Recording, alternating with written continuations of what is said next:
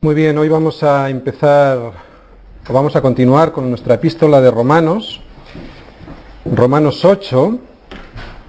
Así que todos los que habéis traído la Biblia,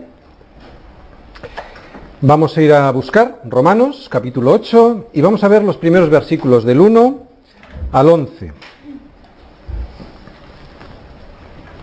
Recordamos un poquito lo que vimos en el capítulo 7.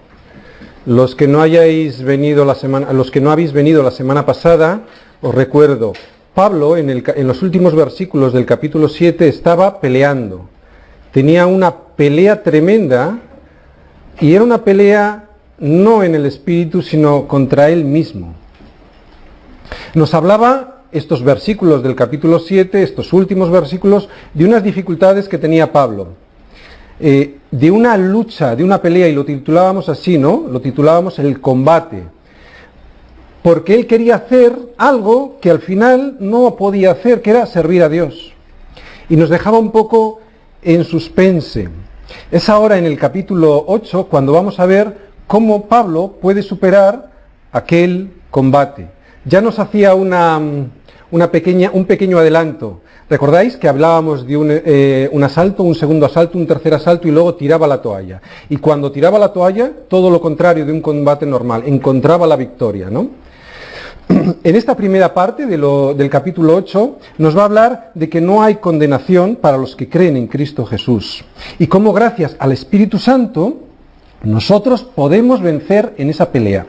Esa pelea de la que nos hablaba antes Tomás, que lucha. Solo es con el poder del Espíritu Santo como podemos vencerla.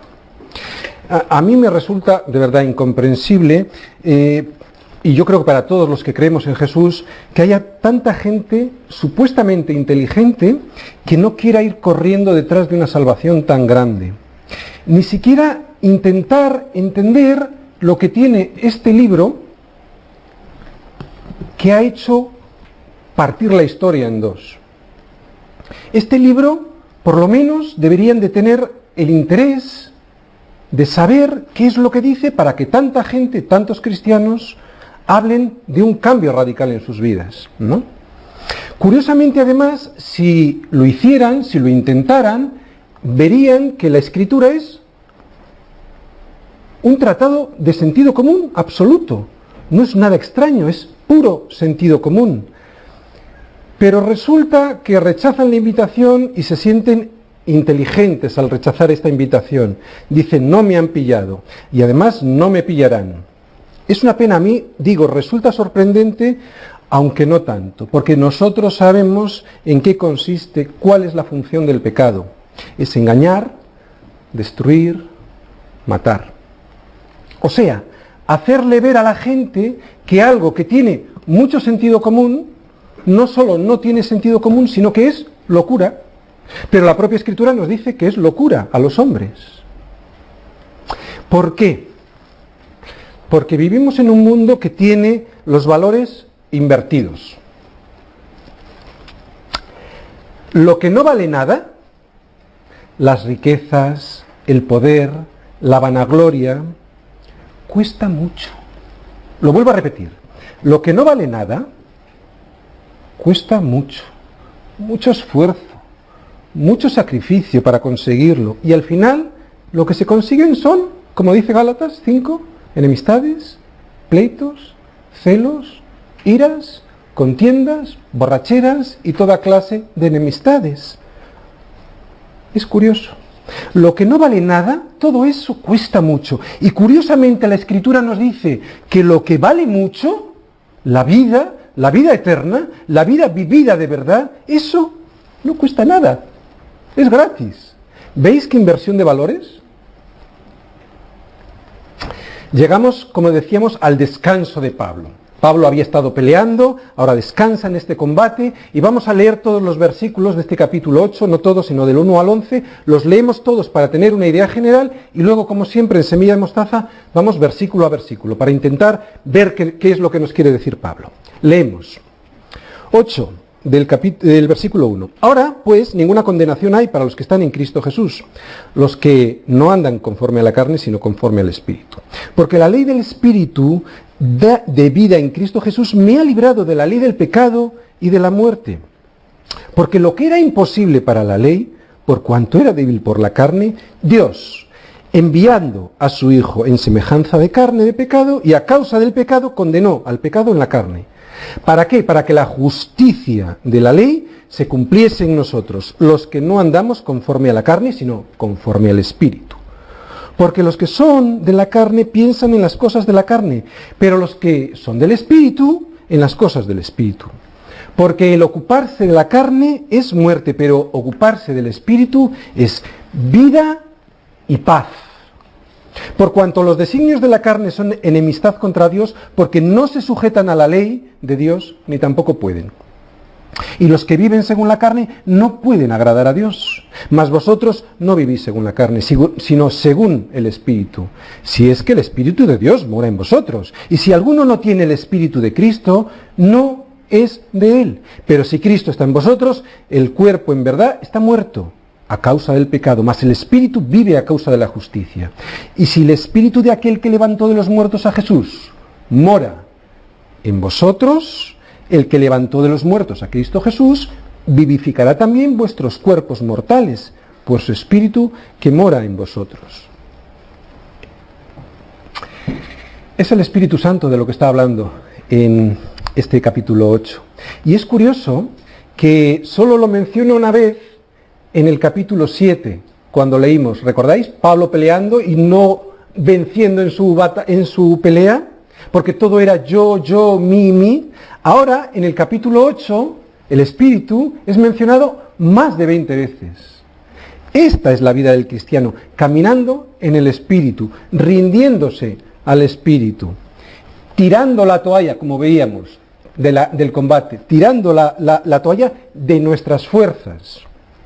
¿Para qué? Para que sea Él el que me conforme, el que me transforme a su imagen, a la imagen del Señor Jesucristo, y así venza en este mundo. Como nos comentaba Tomás, en el Espíritu es cuando hay poder. Vamos a verlo, ya veréis cómo Pablo va demostrándonos cómo en el Espíritu hay vida y hay poder. Vamos al versículo 1, la primera parte que dice: ahora pues, ninguna condenación hay para los que están en Cristo Jesús. ¿Veis? Ahora, no antes. Ahora que, ¿cuándo? Ahora que me he reconocido miserable delante de un Dios santo. Mucha gente piensa que ni ahora ni antes. ¿Por qué? Porque no se ven miserables, ya que no han aceptado su situación, que es una situación de pecado delante de un Dios santo, muy santo. Y esa situación es muy comprometida.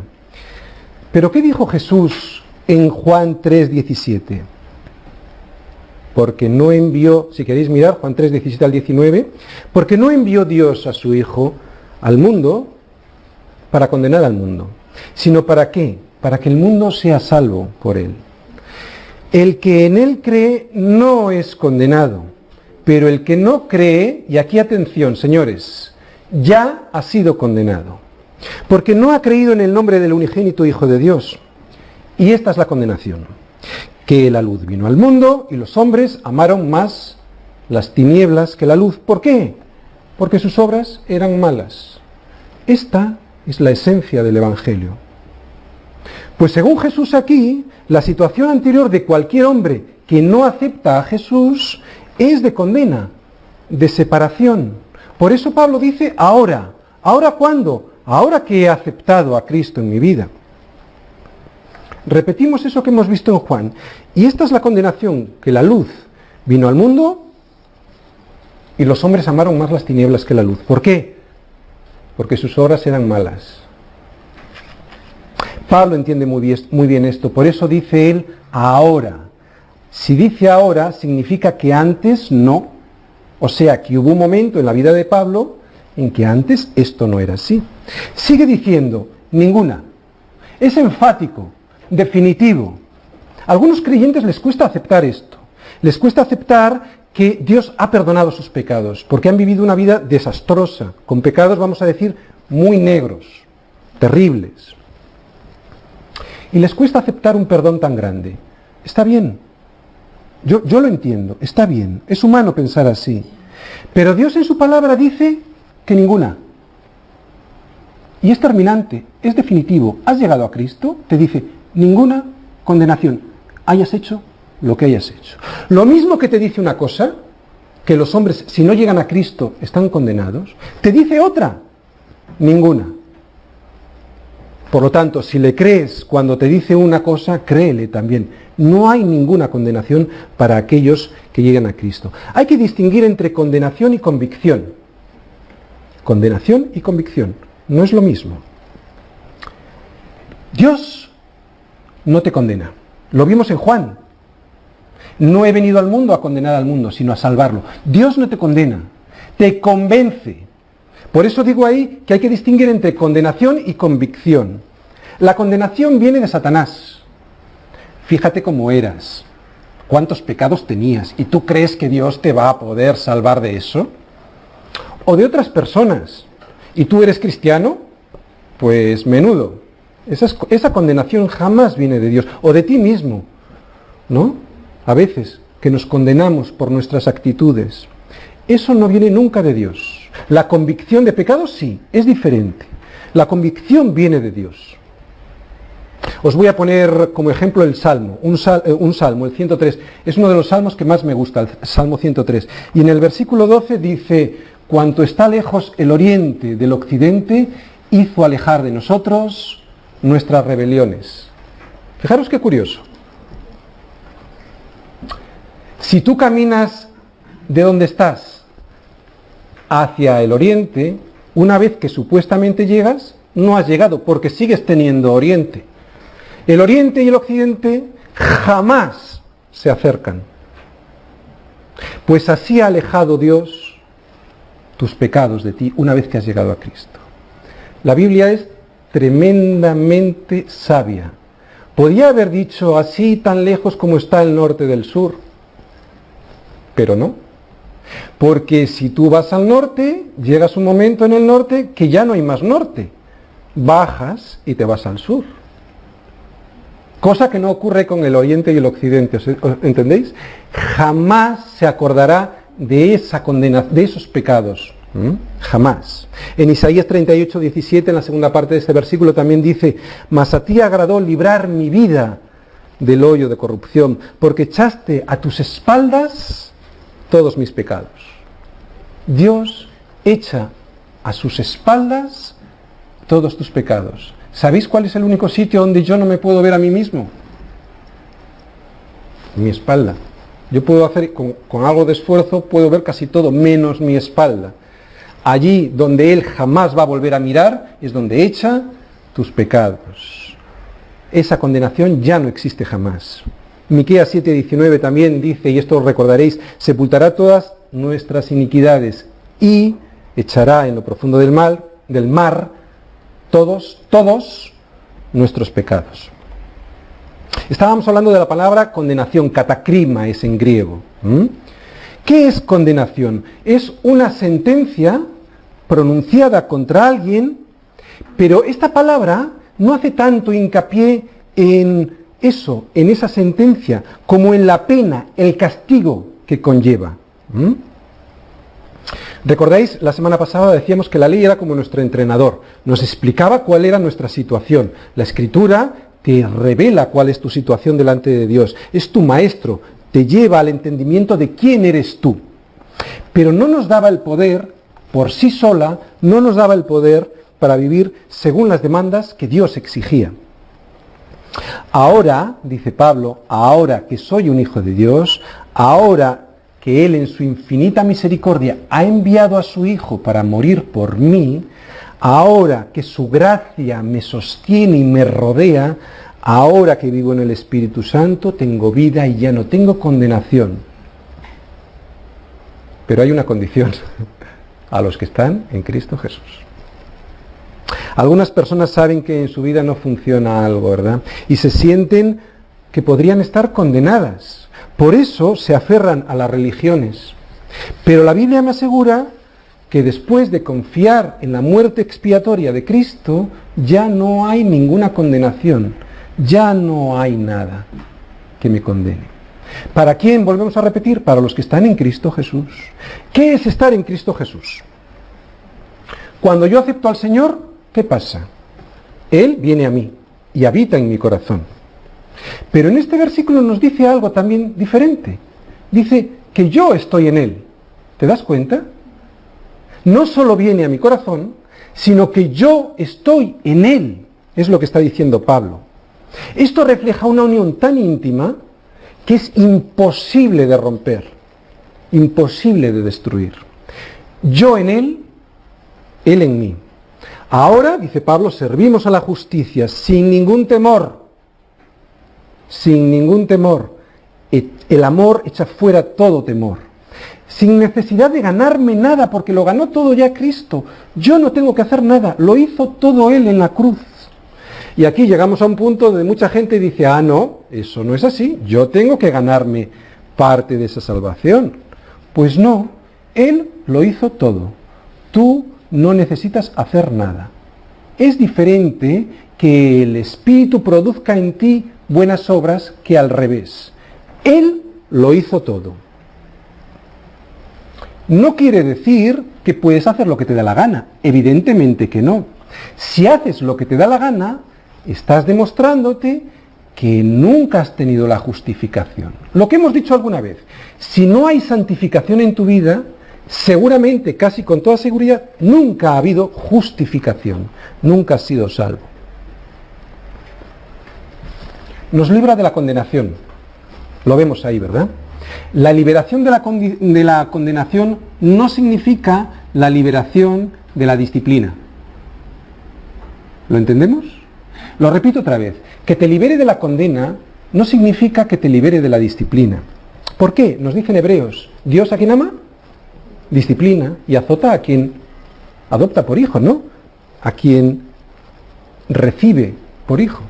Por lo tanto, tú no puedes hacer lo que te da la gana. Vivir en el Espíritu es otra cosa. Vas a seguir siendo responsable delante de Dios porque Dios no puede ser burlado. Dice en Cristo Jesús. Ya se ha olvidado Pablo de yo, mí.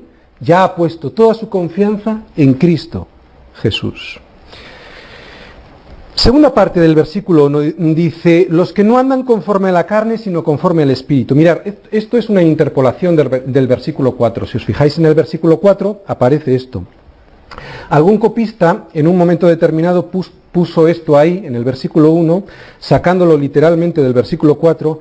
Nosotros no lo vamos a tratar aquí por un motivo, y es porque en los manuscritos más antiguos, no aparece esta segunda parte del versículo 1 y por lo tanto entendemos que en el original viene como hemos visto ahí. Esta parte la vamos a ver donde corresponde, en el versículo 4. Así que seguimos. Versículo 2. Segundo beneficio de tirar la toalla. Habíamos visto el primer beneficio, que era no había condenación, y ahora tenemos un segundo beneficio, que soy libre de la ley, del pecado y de la muerte. Leemos, porque la ley del Espíritu de vida en Cristo Jesús me ha librado de la ley del pecado y de la muerte. Hay dos leyes, lo estamos viendo aquí, hay una ley de Espíritu en Cristo y hay una ley del pecado.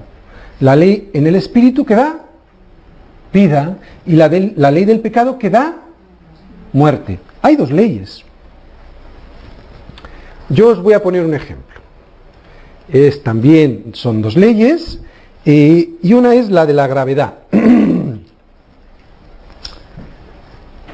La ley de la gravedad produce muerte. Cuando tú te tiras, sabes que hay una ley que te va a producir muerte. Sin embargo, hay otra ley, que es la de la vida. El ave desplegando sus alas, elevándose sobre el aire. La ley de la vida, la ley del diseño de Dios, que le libró a ese ave de caer en la gravedad. La gravedad ya no puede con ese ave. Los dos intentan lo mismo, pero con diferente resultado. Al primero Dios no le ha otorgado el privilegio de volar, terminará cayendo en el suelo. Ya puede poner todo el empeño del mundo este hombre que no podrá sobreponerse a la ley de la gravedad, al pecado. Es lo que nos está diciendo Pablo. Por sus medios este hombre no puede hacerlo. Al segundo, al de allá, Dios le ha otorgado un privilegio, el de unas alas que puede ayudarle a sobreponerse a la gravedad. He dicho que se sobrepone a la gravedad. No digo que se quita la gravedad. En los dos, el pecado, ¿entendéis lo que quiero decir, verdad? El pecado actúa de la misma manera, pero uno en sus fuerzas no puede y el otro, por la ley del Espíritu, estamos haciendo un símil, puede elevarse por encima de esa gravedad. Estas son las buenas noticias que Pablo tiene para nosotros. La esencia de mi vida cristiana no consiste en luchar en mis fuerzas, no, en yo, mi, sino en recibir el Espíritu de Dios para que a través del Espíritu de Dios pueda yo sobreponerme a todas las dificultades. Ya no es la ley de la gravedad, es la ley del pecado, es la ley de la vida, la que me hace elevarme por encima de mis recursos, de mi miseria. Tomás, tú nos lo comentabas antes, por encima de ti, tú no puedes en tus fuerzas. Por encima de ti está el Espíritu que te da el poder para salir adelante, fuera de tus recursos, fuera de tus posibilidades. Y alguno dirá, pastor, yo todo eso ya lo sé. ¿Tienes una vida frustrante como cristiano? ¿Has dejado que el Espíritu Santo tome el control de tu vida? El control de verdad, no solo de palabra. ¿Has dejado que el Espíritu Santo te eleve por encima de una fuerza que seguirá estando en tu vida, la de la gravedad, la del pecado? ¿Pero es el Espíritu Santo que te da las alas para poder superarlo? Esto no debe ser teoría, lo que estamos escuchando de Pablo, no es teoría, debe ser muy práctico. Después de la predicación vamos a poner algún ejemplo, para ver si estamos viviendo en el Espíritu o no, ¿de acuerdo? Vamos a seguir. Siguiente versículo dice, vamos a ver el tercer beneficio de tirar la toalla, dice que hay poder. Versículo 3, porque lo que era imposible para la ley, por cuanto era débil por la carne, Dios, enviando a su Hijo en semejanza de carne de pecado, y a causa del pecado, condenó al pecado en la carne. Complicado. ¿Qué quiere decir? Que la religión no salva. Solo lo hace Cristo, sustituyéndote a ti y a mí. Un ejemplo de religioso. Todos lo conocemos muy bien. Un joven que quería seguir a Cristo, que seguía escrupulosamente las enseñanzas de la ley, las seguía escrupulosamente. Pero cuando Jesús le demostró que había una falla en su vida, se fue muy triste. Sabéis de quién hablo, ¿no? Del joven rico. Ahora vamos a ir a mirarlo. Él, orgulloso, seguro de sí mismo, sabiendo que en su posición religiosa él estaba cumpliendo todo. Todas las obras de la ley las había hecho. Pero Dios le descubrió un fallo. ¿Cuál era? Que amaba más sus riquezas. Vamos a Mateo 19. Vamos a Mateo 19, versículos 20 al 26, y lo leemos. Mateo 19, versículos del 20 al 26. El joven le dijo, todo esto lo he guardado desde mi juventud. ¿Qué más me falta? Jesús le dijo, si quieres ser perfecto, anda, vende lo que tienes y dalo a los pobres, y tendrás tesoro en el cielo. Y ven y sígueme. Oyéndolo el joven estas palabras se fue triste, porque tenía muchas posesiones, y entonces Jesús le dijo a sus discípulos, de cierto os digo que difícilmente entrará un rico en el reino de los cielos. Otra vez os digo, que es más fácil pasar un camello por el ojo de una aguja que entrar a un rico en el reino de Dios. Sus discípulos, oyendo esto, se asombraron en gran manera, diciendo, ¿quién pues podrá ser salvo? Y mirándolos Jesús les dijo, para los hombres esto es imposible, mas para Dios todo es posible. Este pasaje mucha gente lo confunde. Yo voy a intentar explicarlo un poquito mejor. A ver, las riquezas para este joven eran sus posesiones, pero para cualquier otro puede ser otra cosa. Para mí puede ser otra cosa. Y esto no lo digo yo porque yo lo interprete así, porque me dé la gana. No, esto lo dijeron los propios discípulos. Fijaros lo que dijeron los discípulos. Ellos no eran ricos, ¿recordáis? Ellos no eran ricos, o por lo menos no eran ricos en el sentido del joven rico, pero encontraron en su vida algún tipo de riqueza a la que se estaban aferrando, porque fijaros lo que dijeron entre sí los discípulos. ¿Quién pues podrá ser salvo? Ellos mismos se veían ricos, en alguna medida, porque está diciendo, todo el mundo tiene algo a lo que aferrarse en este mundo. ¿Quién podrá ser salvo? No está hablando solo de dinero, también, pero no solo de dinero, sino tu posición religiosa, tu posición social, tu carrera universitaria. Esas son cosas a las que nos aferramos muchas veces, ¿no? Para los judíos, por ejemplo, era su religión. Y para el joven rico del que estamos hablando eran sus posesiones. Y para mí cualquier otra cosa, ¿verdad? Cualquier otra cosa que me desvíe del objetivo principal para mi vida, que es seguir a Cristo y obedecerle, para así darle la gloria a Dios. Pero Jesús dice algo más antes de volvernos a Romanos. ¿Qué dice? Al final dice, lo que es imposible para los hombres es posible para Dios. O sea, lo que hemos visto en Romanos, lo que estamos viendo, que lo que la ley no puede hacer, lo puede hacer el Espíritu de Dios. Cristo no vino a condenarme, Cristo no vino a condenarte, vino a condenar el pecado. ¿Te das cuenta? No vino a condenarte, no vino a condenarme, vino a salvarnos, vino a condenar al pecado, porque murió, y murió allí cargando con todas tus penas, con todas mis pecados. Y de esa manera, aceptando a Cristo que entra en tu corazón, te liberas de esa carga. Cuarto beneficio, nos vamos al siguiente versículo. Cuarto beneficio de no pelear en tus fuerzas, de tirar la toalla en esta pelea. Hay santificación. Leemos el 4.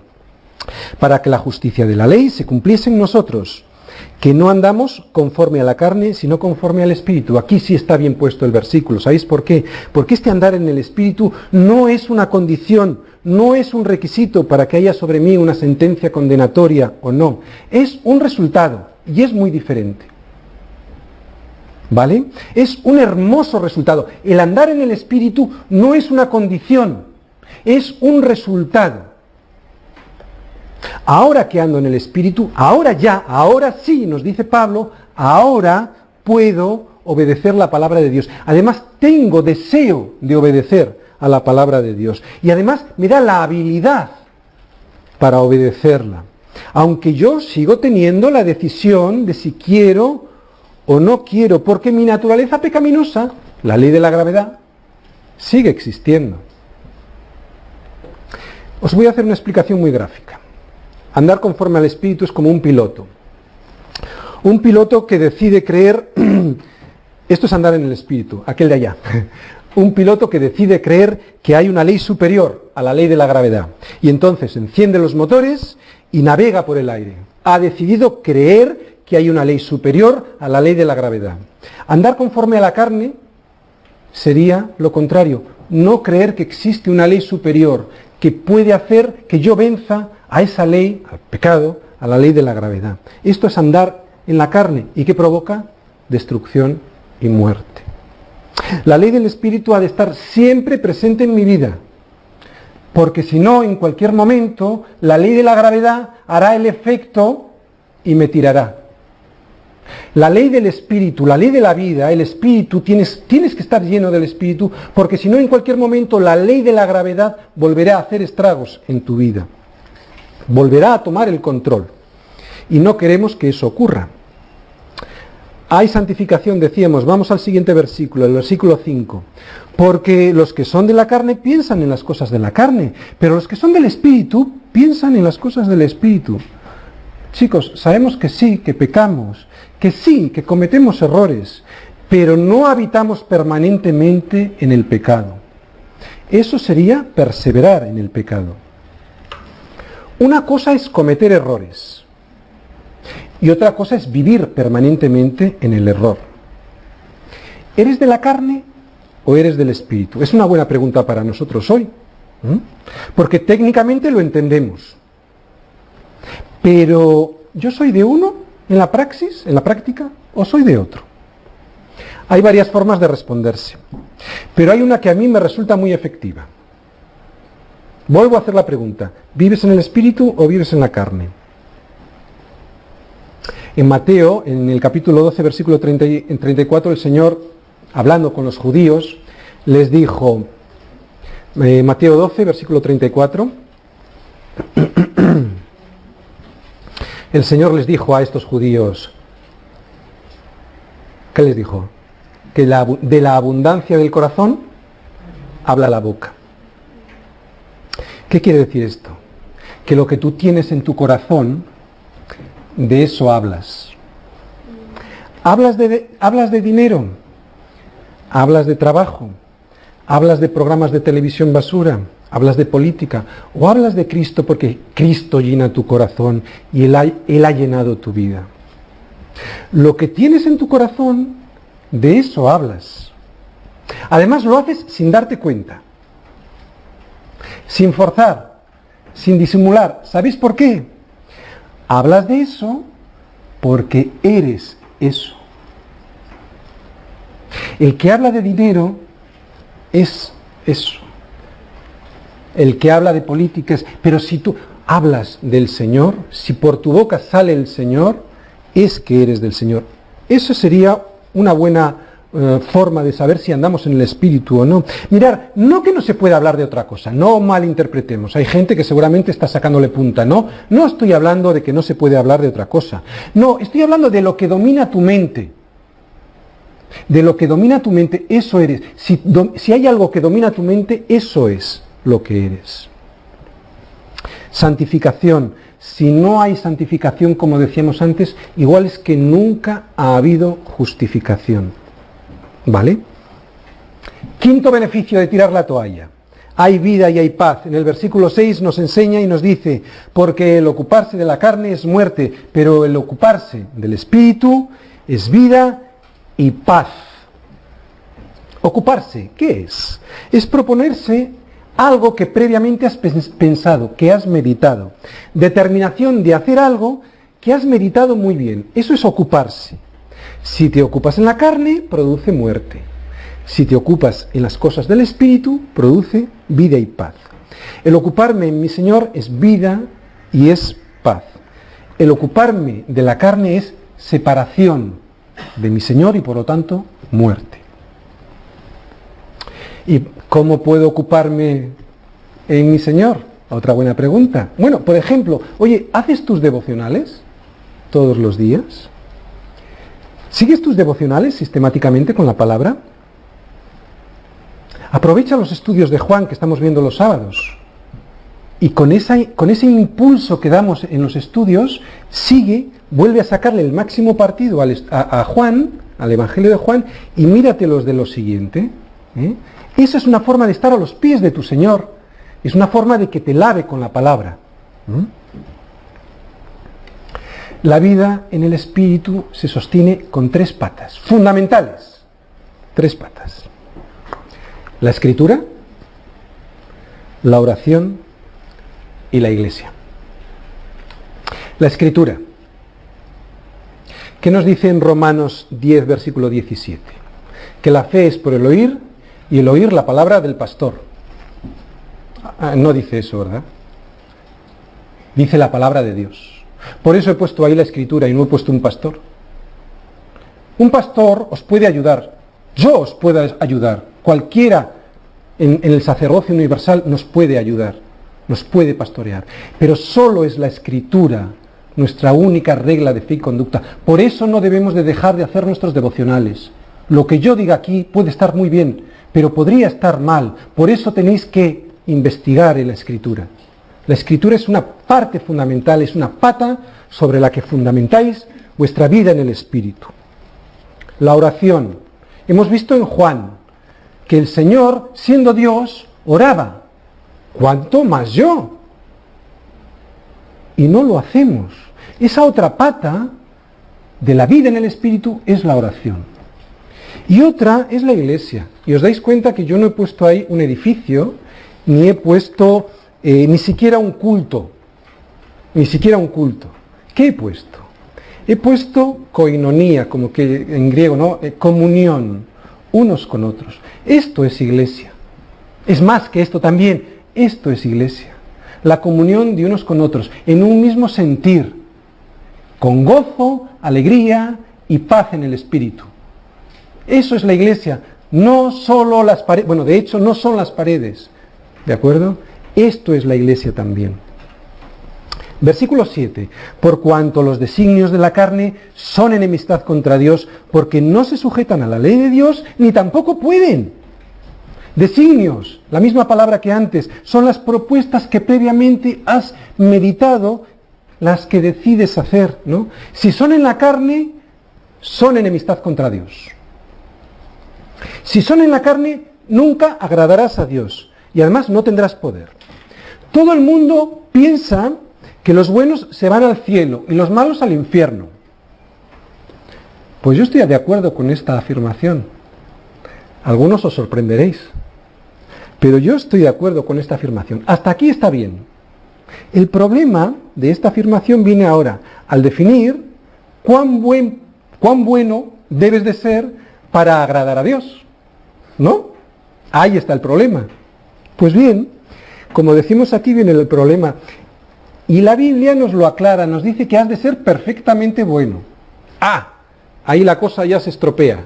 Perfectamente bueno. Y nos dice más, nos dice que no hay ni uno.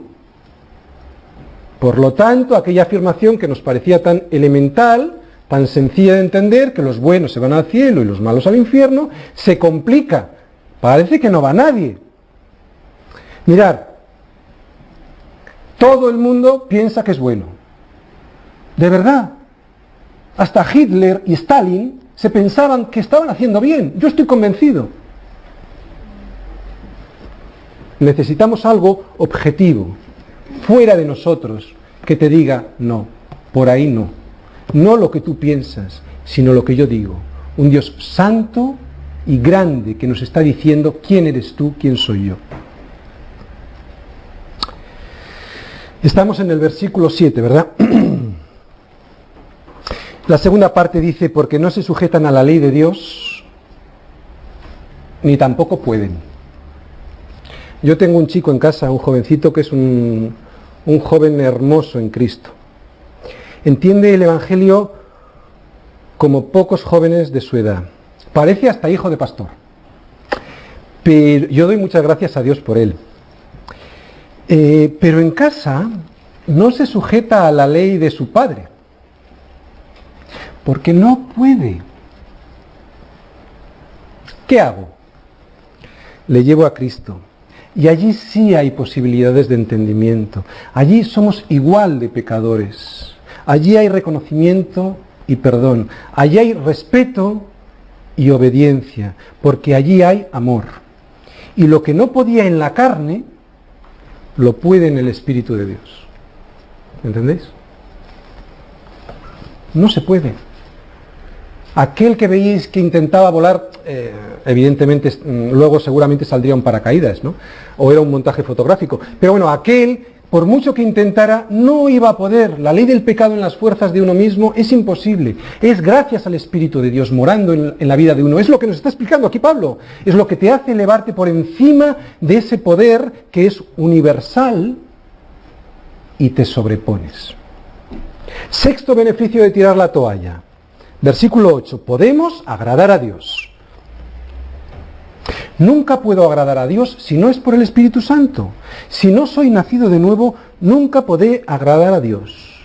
A Dios le da lo mismo lo que tú hagas. Si no reconoces a Cristo, al Hijo que Él envió a morir por ti, ya puedes hacer todas las cosas del mundo. No le agradarás. Tienes que arrepentirte.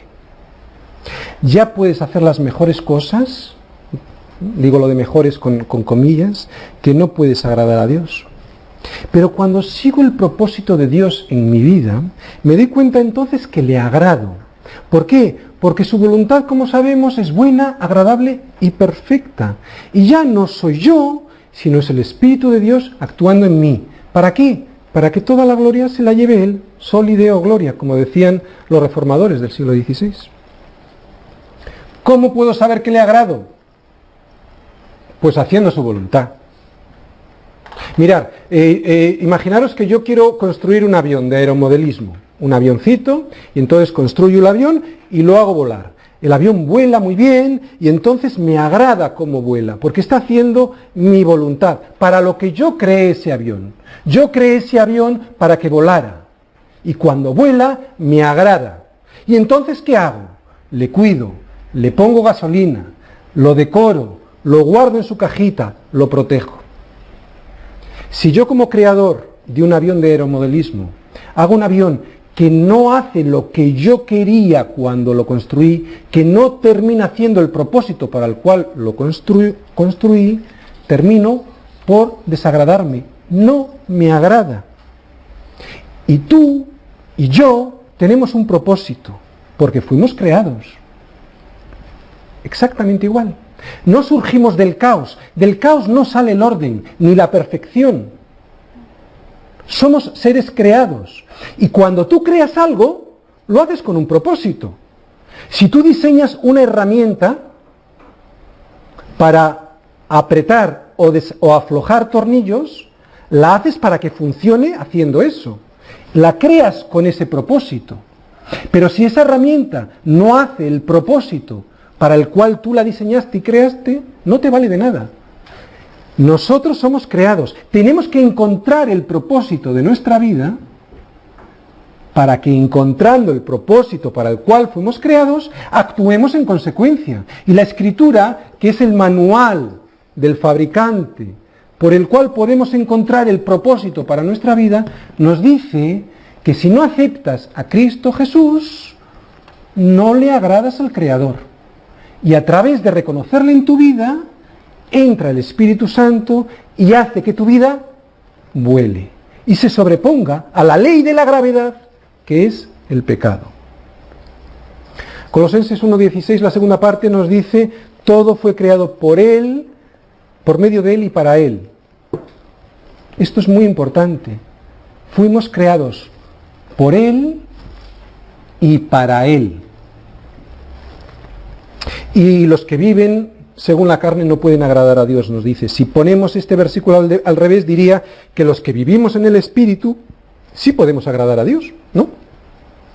Vamos al siguiente versículo, al 9. Mas vosotros no vivís según la carne, sino según el Espíritu, si es que el Espíritu de Dios mora en vosotros. Y si alguno no tiene el Espíritu de Cristo, no es de Él. Mas vosotros, los que estáis en semilla de mostaza, si vivís según la carne, si no vivís según la carne, sino según el Espíritu, si es que vais a semilla de mostaza, no dice eso, ¿verdad? No. Mas vosotros, los que estáis en semilla de mostaza, hasta ahí podríamos hacer así.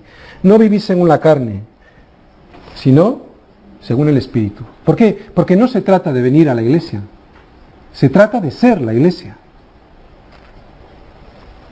Se trata de que el Espíritu de Dios viva en ti. ¿Veis cómo no se trata de una religión? Se trata de una relación personal. No dice los que van a, dice cuando mora el Espíritu en ti. Si está viviendo el Espíritu en ti. ¿Todos somos hijos de Dios? Pues no. No lo digo yo, lo dice la Escritura. No somos todos hijos de Dios. Aquí me está diciendo que unos viven según la carne y eso no agrada a Dios, y que otros sí viven según el Espíritu, que es lo que le agrada a Dios. Habla del Espíritu de Dios y del Espíritu de Cristo. Anda, ¿de quién entonces? Pues de los dos. Hay una unidad. Son Dios los dos. Es una unidad ontológica en el ser, pero también es una unidad en el propósito. Porque los dos tienen un propósito. ¿Cuál es el propósito para tu vida? Que vivas en el Espíritu. Ese es el propósito para tu vida. No se trata de sentirlo. Está bien sentirlo. ¿Recordáis? El justo por la fe vivirá. No se trata de sentirlo, porque hay veces que no lo vamos a sentir, pero eso no significa que no esté. Te voy a decir si lo tienes, o te puedes hacer varias preguntas si tienes. ¿Sientes hambre de la palabra? Entonces tienes el Espíritu. Porque nadie que vive en la carne tiene hambre de mirar la palabra. ¿Tienes hambre de mirar la palabra? Está el Espíritu de Dios morando en tu vida. ¿Te recuerda las cosas cuando le hablas a otra persona del Evangelio? ¿El Espíritu te recuerda las cosas? Tienes el Espíritu de Dios, porque dice que nos enseña y nos recuerda todas las cosas. ¿Hay un deseo de glorificar con tu vida a Dios? Tienes al Espíritu de Dios viviendo en ti. Porque nosotros damos la gloria a Dios, no nos glorificamos a nosotros mismos. Y si alguno no tiene el Espíritu de Cristo, no es de Él. La Biblia dice que no todos son hijos de Dios. Lo siento mucho, no lo digo yo, lo dice la Escritura. Séptimo beneficio de tirar la toalla, de arrojar la toalla. Cambia nuestra naturaleza. Versículo 10. Pero si Cristo está en vosotros, el cuerpo en verdad está muerto a causa del pecado, mas el Espíritu vive a causa de la justicia. Anda, o sea, que si Cristo vive en mí, además de agradar a Dios, como hemos visto antes, además conseguirá que mi cuerpo esté muerto al pecado, que mi nueva naturaleza viva por medio del Espíritu Santo. Esto es un anticipo del cuerpo resucitado. No está hablando de la resurrección de los muertos, como antes nos comentaba Tomás. Está hablando de que mi vida está resucitada en una nueva vida. ¿Por qué? Porque tengo la vida eterna ahora, desde ahora ya. No tengo que esperar a morirme. Ya tengo las primicias desde ahora. Por lo tanto, la pregunta es, si Cristo está en ti y tú en Él. No es la pregunta, ¿tú de qué denominación eres? ¿Eres bueno o eres malo? ¿Te portas bien o te portas mal? ¿Te congregas en Semilla de Mostaza o en una iglesia bautista? Esa no es la pregunta. La pregunta es, ¿estás en Cristo y Cristo en ti? Volvemos a repetir, no es una religión, es una relación. Octavo beneficio de lanzar la toalla al ring. Hay resurrección, desde ahora hay resurrección. Leemos el versículo 11. Y si el Espíritu de aquel que levantó de los muertos a Jesús mora en vosotros, el que levantó de los muertos a Cristo Jesús, vivificará también vuestros cuerpos mortales por su Espíritu que mora en vosotros. Mirad, Padre, Hijo y Espíritu Santo. Están ahí. Unidad de acción. No solo unidad, como decíamos antes, ontológica, sino que los tres tienen un mismo propósito para tu vida, que es darte resurrección. Nosotros no somos el centro, Él es el centro. No se trata de yo, mi, se trata de Él. Así como el Espíritu Santo nos está diciendo aquí, levantó de la muerte física a Jesús, le levantó de la tumba y le dio vida en su cuerpo mortal, así ahora el mismo Espíritu que mora en nosotros nos levantará y nos dará nueva vida. Y somos testimonio aquí todos nosotros de que nos ha dado nueva vida. No somos lo que éramos en absoluto. Y nos va vida nueva desde ahora y para siempre, pero desde ahora. Y esta esperanza a nosotros no nos avergüenza y la proclamamos. Es esperanza en seguridad. No dice ojalá que ocurra, dice que va a ocurrir. La evidencia de que Cristo me va a resucitar es que Él mismo resucitó de entre los muertos. Y ha hecho con esa resurrección que este cuerpo mío, de pecado, ahora viva y ya no trabaje más para el pecado, sino para la vida. ¿Tienes una vida frustrante como cristiano? ¿Has dejado que Él tome el control? Que el Espíritu tome el control de verdad. ¿Has dejado que el Espíritu Santo te lleve por encima de tus propias fuerzas? Esto no es teoría, esto es muy práctico. Hay unos ejemplos que podríamos poner para saber. Yo ya he puesto varios. Vamos a terminar ya poniendo algún ejemplo. Mirad, es muy fácil cuando tienes una enfermedad grave poner todo en manos del Señor. ¿Por qué es fácil?